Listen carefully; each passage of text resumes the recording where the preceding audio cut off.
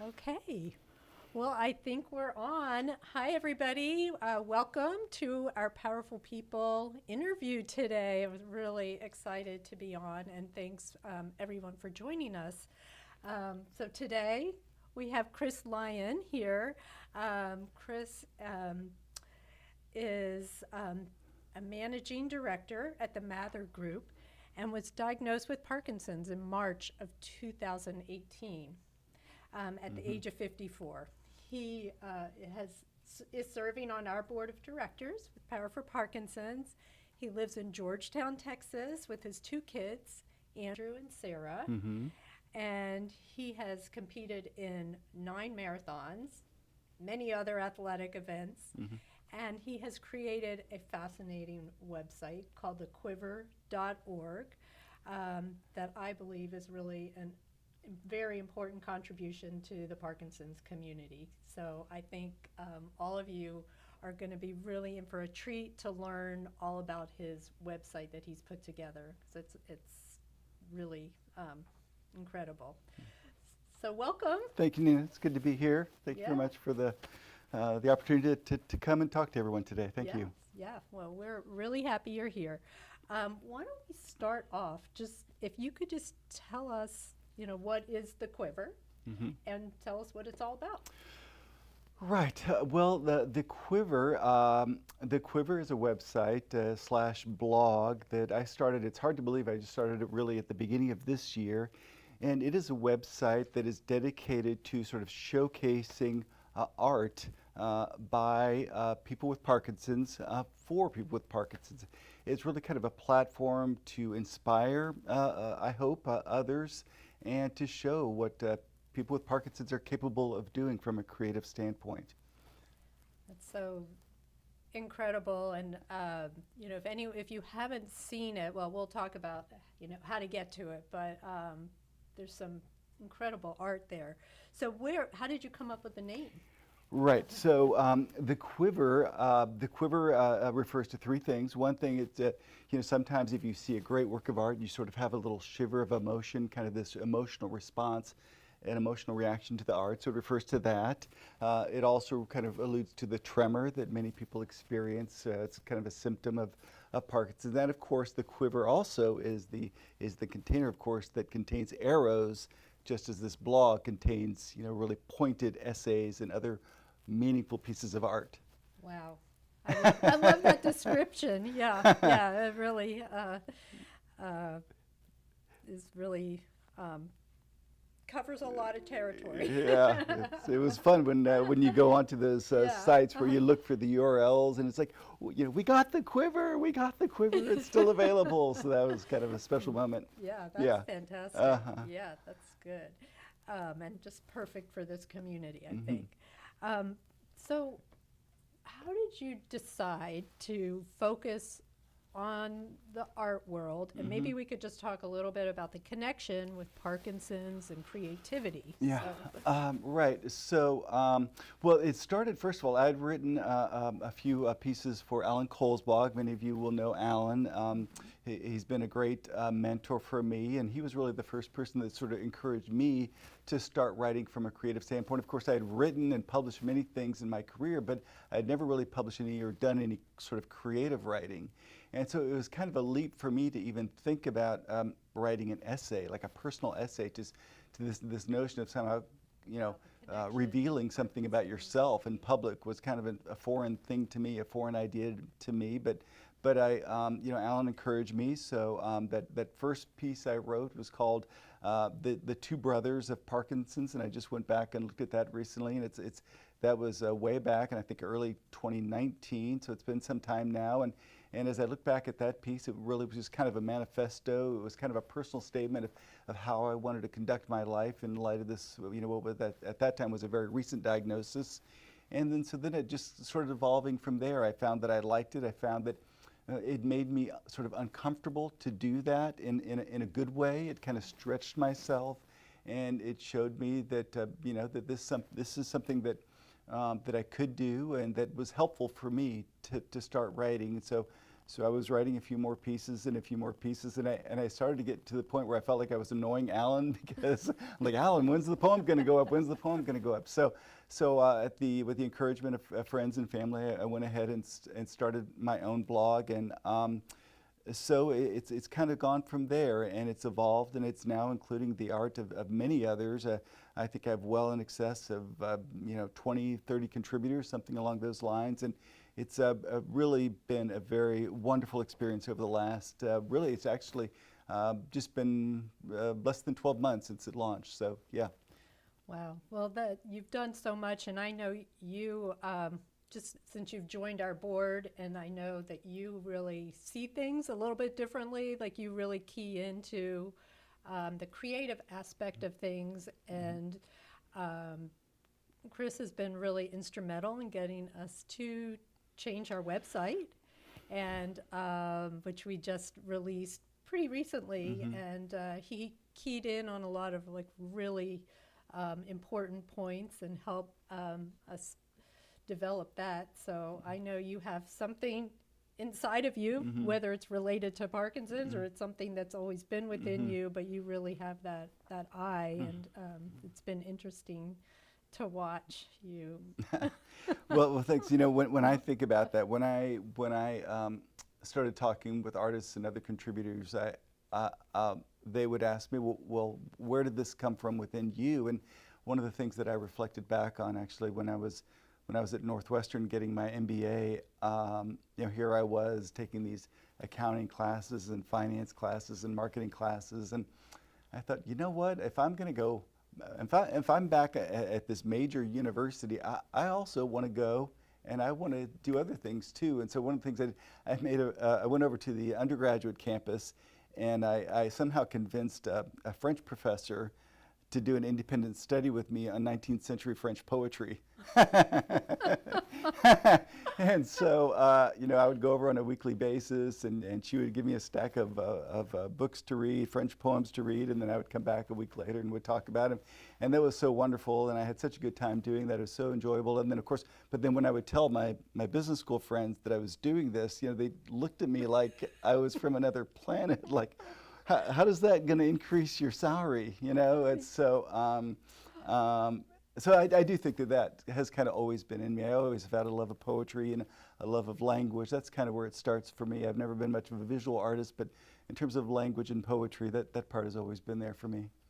Well, that is really interesting, and I didn't know that we're fellow alumni. I'm not sure we talked about that. No, I didn't know that. That was where I went for undergrad, yeah. Oh, okay. And a comparative literature major in French. So wow. Anyway, yeah. So, We'll have to talk about that. Yeah, we'll talk about that later. Uh-huh.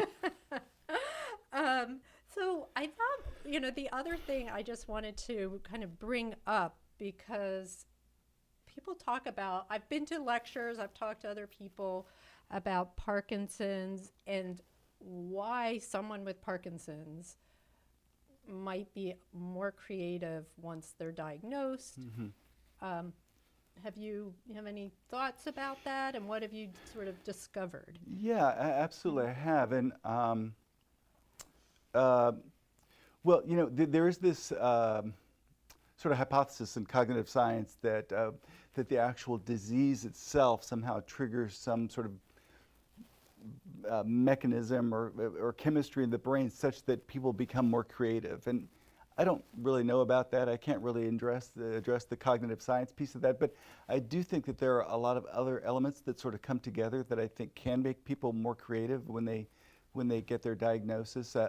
For one thing, I think for the first time in many of our lives, when we get this diagnosis, we start thinking about really big issues, real big personal issues, kind of existential issues about life and death and what's important to me, what are my real values. You start to think in a real pointed way about your own mortality and again, how you want to spend the rest of your 15, 20, 25 years. And so there's that. I think that as people start to step away from their work responsibilities, they have more time on their hands and they think back, well, why don't I start up the guitar like I did when I was in my 20s, or why don't I pick up the paintbrush again and start painting? And I think that as they do that, not only is it sort of a way to fill that time, but it also, I think, is a way for people to to think in a really creative way about those kind of issues that we were talking about. You can sort of help process those issues and be better for the effort. I think it really kind of focuses your effort and makes you more creative. Some people as well say not only is it the disease, but for some people I think the medications can make people more creative or prompt some creative processing in the brain. And then finally, I think the last point of that as well is that one side effect of Parkinson's for many is vivid dreams. And there's actually an art exhibit going on, I think, next week in London, actually called Vivid Dreams, and it's about paintings and art by people with Parkinson's. So I think they're very much that concept of vivid dream. So I think all those threads kind of come together to really make people more creative. And even if it didn't, even if that weren't the case, that you're suddenly more creative, I do think, as you know, we were talking about that article that was just as recently as yesterday in the Washington Post, like even if you didn't feel compelled to be more creative, I think it's a useful exercise to do anyway, because as that article was suggesting, I do think being creative and like stretching yourself in new ways, making yourself a little bit uncomfortable, can enrich your life and help you to live longer. And so I think it's a good thing to do all around. Yeah. Well, I think all of those are, excellent concepts to think about and for the audience to think about also. I don't know if we're having any questions or comments yet. Okay, but if anybody does have anything to add or you have any questions along the way, feel free to put them in the chat and we will try our best to get to them. But I think that all those ideas that Chris just brought up are so important, and again, like what we do with Power for Parkinson's with exercise and dance and the singing is all to help stimulate like new neural pathways. But again, like even doing art is and writing and drawing or whatever medium like someone would choose, I think is another way of like stretching your brain and helping you just live a better life, feel better about yourself. So and I know with there have been some studies, people being more creative once they're on, if they start taking Cinemet, the levodopa, and that can possibly, trigger more creative thinking, but also all those other ways, I'm sure, that contribute to that process. Yeah, and another thing that I wanted to point out as well too is that when I said at the outset that the Quiver was really about art by people with Parkinson's, but it really, and I think that's well and good, and I think that's an interesting thing to look at. But with the Quiver, I also wanted to go kind of a step beyond that, because I didn't just want to say, hey, look at this painting by someone with Parkinson's. I mean, that's kind of nice, and it may be a lovely painting, and that's all well and good. But what really is very interesting for me is to look at sort of the nexus of those two things. Like, so how did the diagnosis of Parkinson's impact their art? There's one artist that comes to mind that had never painted before her diagnosis in I think 2014, and when she was diagnosed, she fell into this artist fell into actually at that time she was not an artist. She'd never painted before, but she got this diagnosis and fell into a deep depression, admitted herself into a psychiatric facility. And as part of her treatment, they gave her some paints and brushes, and she began painting.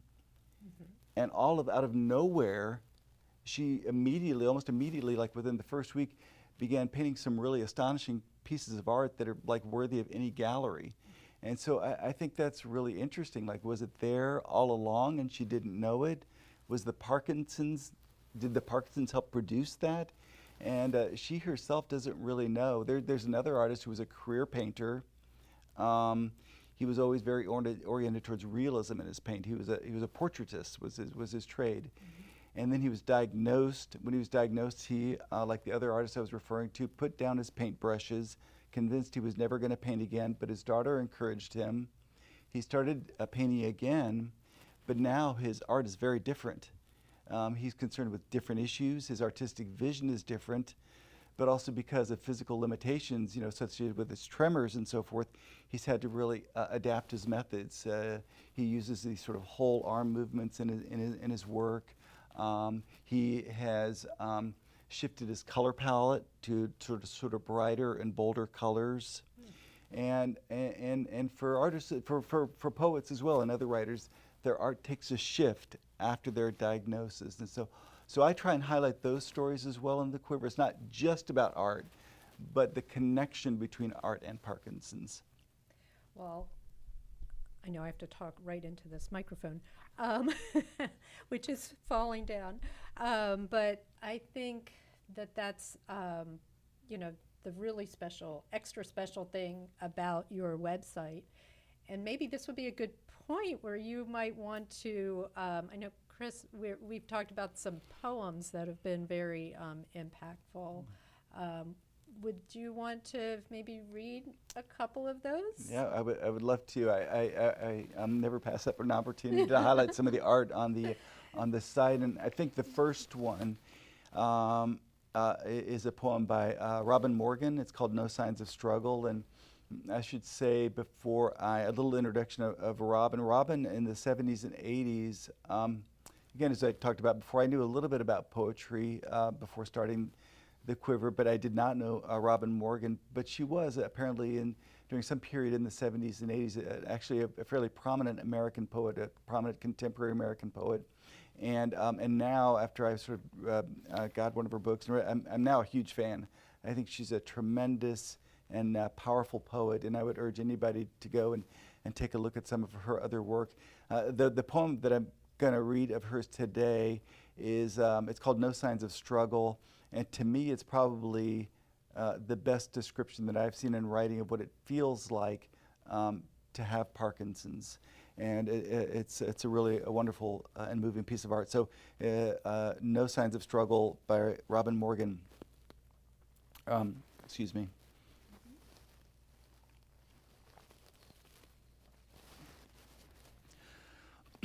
Growing small requires enormity of will.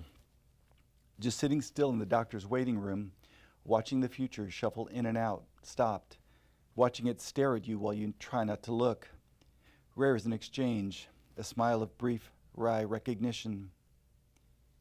You're the new kid on the block. Everyone here was you once. You're still learning that growing small requires a largeness of spirit you can't fit into yet. Acceptance of irritating help from those who love you, a giving way and over but not up. You've swallowed hard the contents of the drink me bottle and felt yourself shrink. Now, familiar furniture looms, floors tilt, and doorknobs yield only when wrestled round with both hands. It demands colossal patience, all this growing small, your diminished sleep at night, your handwriting, your voice, your height. You're a more the incredible shrinking woman than the Buddhist mystic, serene, making do with less. Less is not always more, yet in this emptying space, space glimmers, becoming visible. Here is a place behind the eyes of those accustomed to what some would call diminishment. It is a place of merciless poetry, a gift of presence previously ignored, drowned in the daily clutter. Here, every gesture needs intention, is alive with consciousness. Nothing is automatic. You can spot it in the provocation of a button, an arm poking at a sleeve, a balancing act at a nighttime curb while negotiating the dark.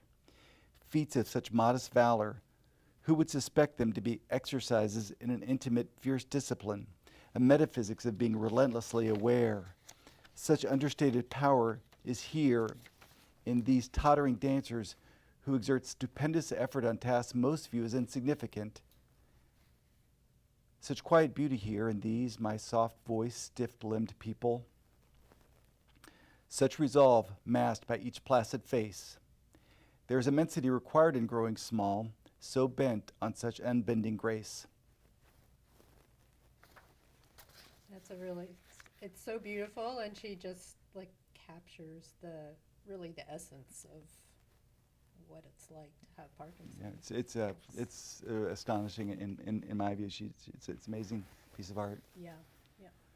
And And you can go ahead, you can read that again if you're interested on the website, right? Let's see, Sophie, how are we coming along over there? We have a few questions.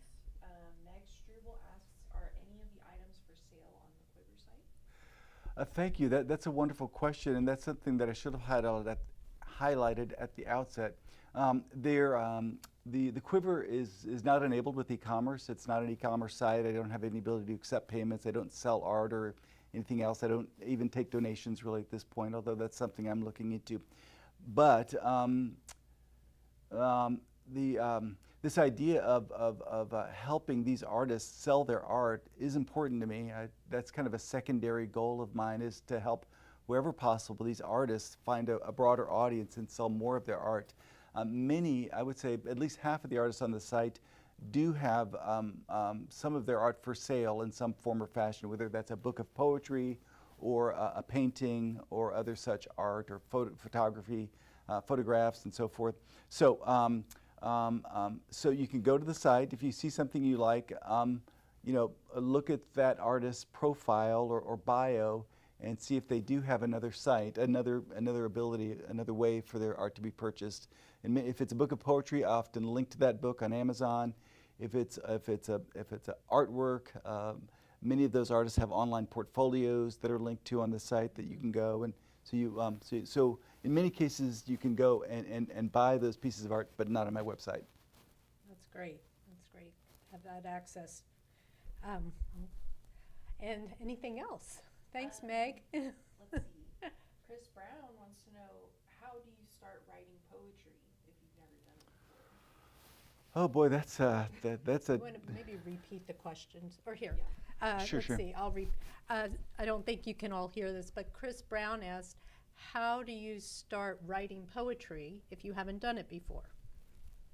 That's a difficult question. I'm not really sure. Let me see how to answer that. It's I guess I would just ask you just to kind of reflect on what is important to you, what moves you, and really try and tap into your emotions. How do you feel? Like poets talk about spilling your guts out, really putting it all out there. And I'll say something about that as well. It doesn't have to be poetry, by the way. One contact that I made very early on was actually a poet he lives in Colorado. His name is Wayne Gilbert. Some of his poetry is featured on the site. And, I talked about how that I started off writing essays, and then I moved on from there and have now focused on poetry. And he said, well, you know what, Chris, my opinion on that is that, we write what we need to write when we need to write it. So again, I started off with essays, and I wrote 2 or 3 or 4 of those. And then I did a few almost sort of journalistic pieces where I interviewed some folks I interviewed some Parkinson's athletes. And I wrote about how it was that they were able to keep going. And so that was more of a journalistic piece. And then after that, I kind of moved on to poetry. So just write what comes natural to you. Write what feels comfortable. If it's going to be poetry, of course, a great thing to do as well is read poetry. It helps to read poetry, to write poetry. Think about what moves you and how you think about those things, and then just start putting some notes down and just see where it goes. Well, that's great advice. I hope that answers your question, Chris. And I would think also even just journaling would be a great way to start writing and putting down some of your thoughts and, more. So and just getting in touch with your feelings and things that are important to you. Well, when I was working on one of the poems, in particular, I really worked on this one poem over a period of weeks, so just to your point, I started keeping a journal by my bed, because invariably I'd wake up in the middle of the night with some new phrase or a rhyming couplet and stuff, and I would dutifully write it down in the middle of the night. Of course, what happens though is that you wake up in the morning, you can't read your notes half the time, but no, it's a great exercise, and that is absolutely something that artists do and should do. Yeah. I think I remember you doing that, because you told me you were waking up a lot to write that down. So you really got into it. Let's see. Anything else we have there? Okay. So Jay has 2 questions. His first question is, should we strive to just be creative, or should we have quality creativeness? Okay, Jay was asking, should we strive to be creative or Should we have quality creative time? quality creative time? Mm. I guess I would say about that, and again, I'm not a career artist. I mean, there are many other people that can probably address these questions a lot better than I can. I've written a few poems and things, but in terms, one thing that I did that kind of struck out to me about the question is this notion of quality, and in terms of like quality, I would say don't try and put the pressure on yourself of writing something of quality. Just write what you feel, and write something that's meaningful to you. Don't worry about whether it's quality or not quality or whatever. Just write what moves you, and then just let it evolve from there. So just start. It's almost like, as we talk about with starting an exercise program for people with Parkinson's, the most important step, of course, is the first one. And let that first step inspire the next step, and so on from there. So just pick up a pen and write a few words, and then write a few words the next day, and see what starts to bubble up for you. Meditate on what it's like for you to have Parkinson's. Think about some of these issues that we were talking about. What does Parkinson's mean to you? How do you think about your life differently now than before your diagnosis? How has your relationships changed with your spouse, or your children? Just think about those things and write some ideas down, and just let it go from there. And don't try and put a framework or a metric or a yardstick on yourself. Just let your art evolve. Yeah, and I'm losing my microphone here, where this is the first time we actually had two microphones, but I think that would probably translate to any type of art, to painting Yes. or drawing or photography. So any of those medium, I would think that similar experience would translate. And I know one thing that my father did, he was not an artist, but he always could draw these flowers. Mm-hmm. And that was one thing that really stuck with him. And he did some pretty elaborate flowers as he got older. It was one of the things he really enjoyed. So, I think if you find something that you connect to, Mm-hmm. whether it's writing or drawing or, whatever it is, and that extends to even outside of, the physical. I mean, you could dance and sing, and there's so many creative outlets. Collage is one that I've sort of attempted, because I'm not a very good drawer, but, but it's fun to just, try to create something with collage. So just have fun. Absolutely, And just have fun. experience it. Absolutely, Yeah. just have fun. Yeah. Yes. Yeah. Let's see. And then was there something else? Yes, that Jay also asked, do you offer, or would you consider offering, a community where people can get together and write, paint, or practice other forms of art? Absolutely. I do have plans on the sort of the drawing board to have a poetry workshop in the fall. Yes, and in addition to that, let me highlight. I guess I wouldn't call them a partner site, but let's say that it's a site as well that we sort of support each other. It's a site called Parkinsons.art, and they're based in London. They're much bigger and have been around much longer than I have, but they at this time are offering a lot of workshops, painting workshops, poetry workshops. Also, Davis Finney offers workshops as well. Lorraine Wilson is someone I should have mentioned. Lorraine as well. She has been helping me in recent weeks with the Quiver, and her role is expanding. We were just talking yesterday about her sort of becoming sort of our arts editor, and she does art workshops via the Davis Finney organization, and which I think I will be highlighting those workshops as well on the Quiver. So You know, if any of you want help finding any of those programs or workshops, you know, feel free to contact me.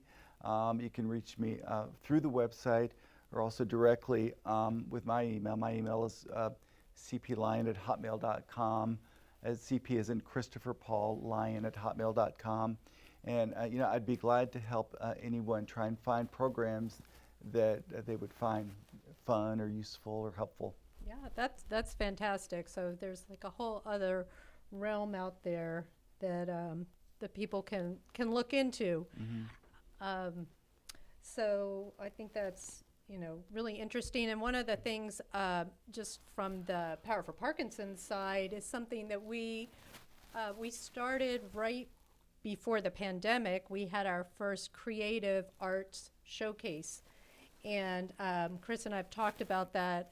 It was before you came on, I believe, but we had about 15 local participants who are artists, and they showcased their artwork a couple years ago, and it was wonderful. Some people would sell their art, some people just displayed their art.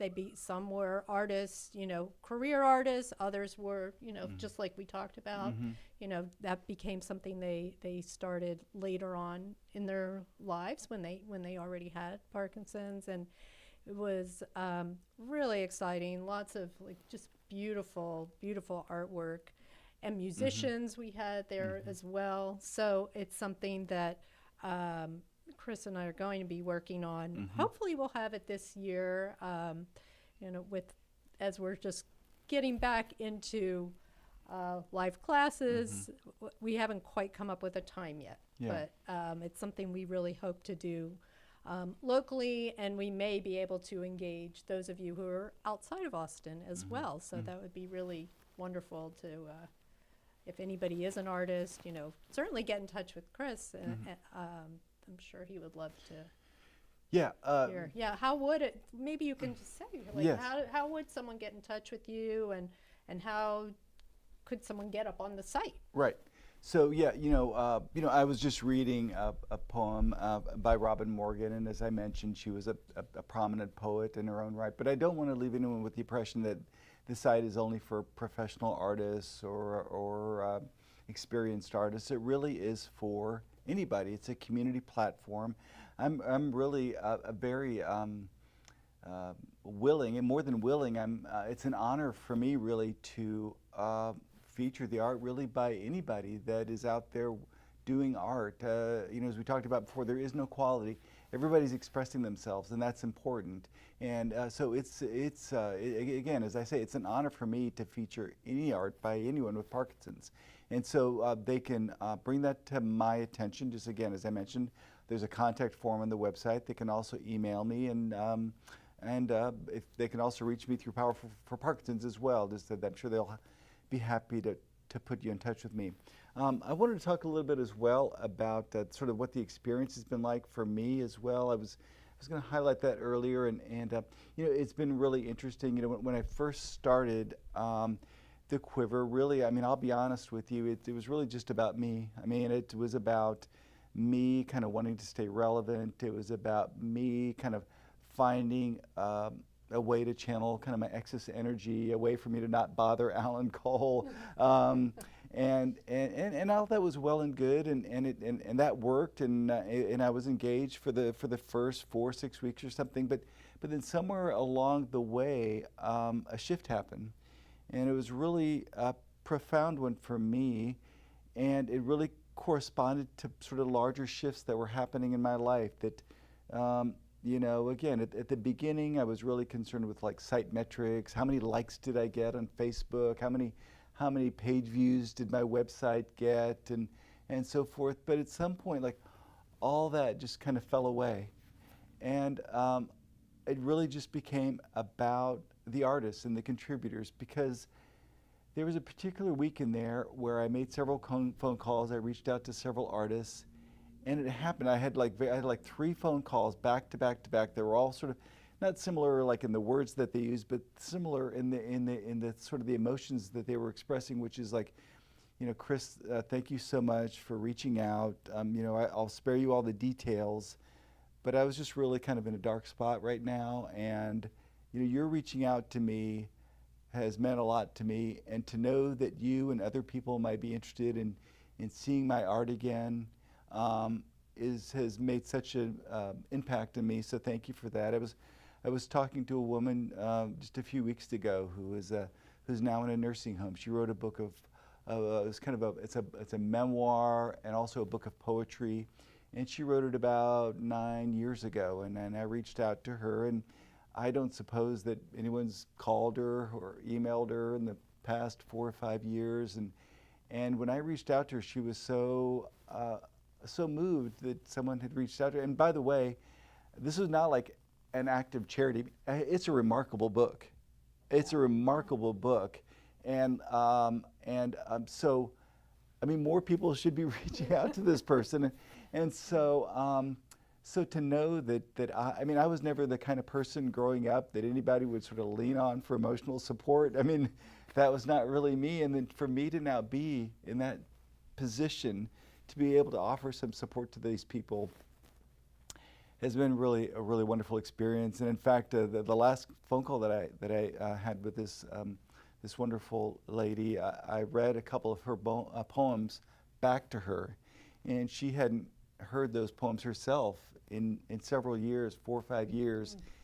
And she just, I read it, and there was this long pause in the phone, and I was, are you there? Are you there? And she says, yeah, I'm here. And it's been a long time since I've heard those poems, and just thank you for reading those to me. That really meant a lot. And so, yeah, I've thought about the idea that the Quiver, in some ways, it's almost kind of like this sort of perpetual motion machine, in the sense that I sort of created something, and in doing that, I was able to offer that to other people, offer that platform to other people, and then they get something out of that. And then when they get something out of it, I get something out of that.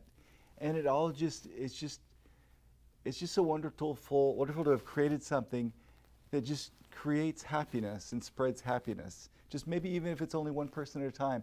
Even if no one reads these poems that I featured in my poem, and I think many people will, it meant something to her, and that's good enough. So I don't worry about numbers anymore. The site is growing, by the way, and my readership is growing, and people have, on at least a weekly basis, they contact me and tell me how much they enjoy the site. But even if that weren't the case, it already has done so much for me and the contributors. So to that extent, it's really been a wonderful thing. Well, I mean, I know I've gone through a lot of it. I know there's still more to see, so there's a lot to look at. But I think it's so important. I mean, I know how much you've helped a lot of people, and I think it's just a really special contribution to the Parkinson's community. So it's really fabulous. So I hope all of you will take a look at it. It's thequiver.org. That's correct. And there's a lot of beautiful things to look at. Let's just see here. I know we're getting along in time. Or do we have any other comments or questions? We have one more question from Jay. Okay. Where did Chris get his inspiration for Laredo on Range? I'll repeat. So the question from Jay is, where did Chris get his inspiration for Laredo on Range, which is one of your poems? Right, it is one of my poems. Highlighted on the website. Yeah. Laredo on Range is it's a sort of a semi-autobiographical poem about a poet about a cowboy who gets Parkinson's. And so there I was on the ranch, with my cowboy hat on, and so I just thought it might be interesting to write a poem about a cowboy who gets Parkinson's. The other piece that I should mention as well is not just the content of the poem, but the form of the poem. And it's somewhat sort of me being contrary, sort of being the contrarian that I am. I wrote that as the poem in iambic pentameter, meaning that it has a very particular rhyme and rhythmic structure. Nobody writes in iambic pentameter anymore, and it's a challenge to write it because every line has to be exactly 10 syllables, and it's written in rhyming couplets. And so I did that. It's the same impulse that made me want to run 9 marathons.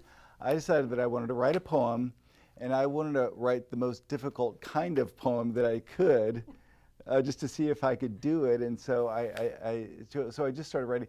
It was tremendous fun for me, and I personally like to write in rhymes and rhyming couplets, because I always figure that, well, if nothing else, I can always say, well, it may not be good, but at least it rhymes.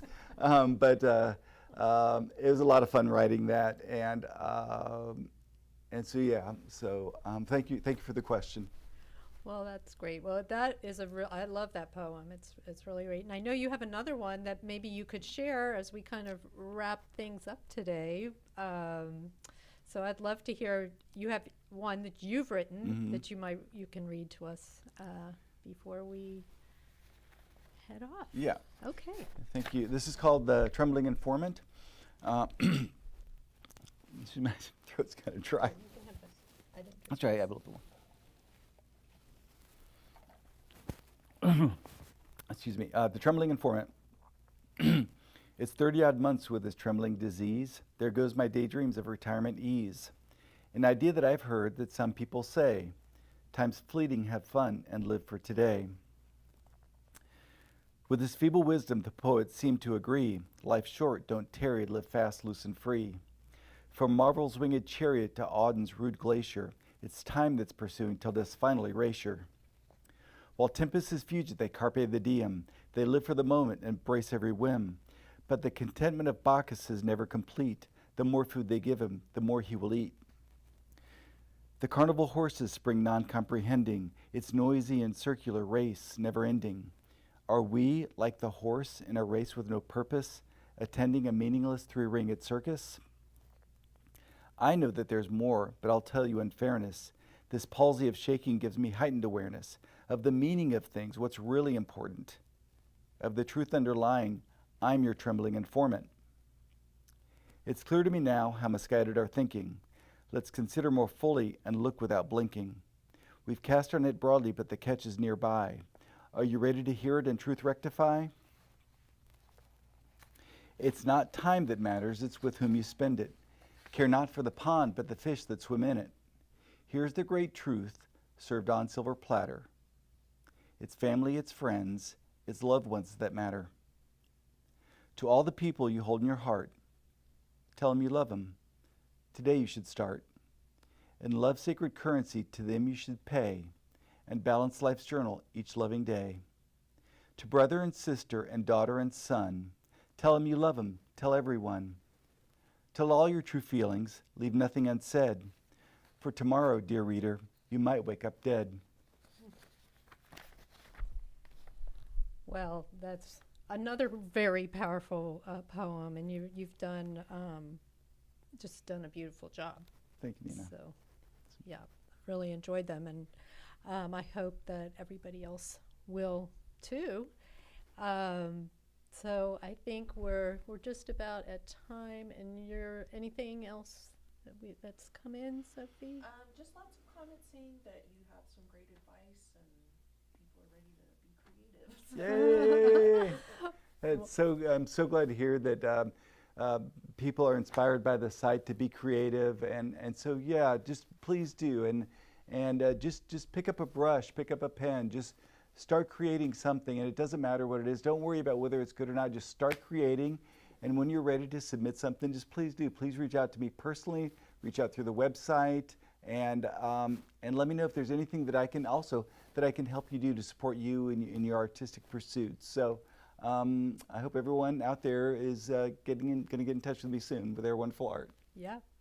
Well, thanks so much for what you've done and your contribution to the whole Parkinson's community. I think it's an excellent resource, and I hope everyone will take a few minutes and take a look at it and experience it firsthand. And it's great talking to you, and we'll be in touch. Thanks so much. Thanks for the opportunity, Nina, and thank you, everyone. Yep. Thank you. Bye-bye.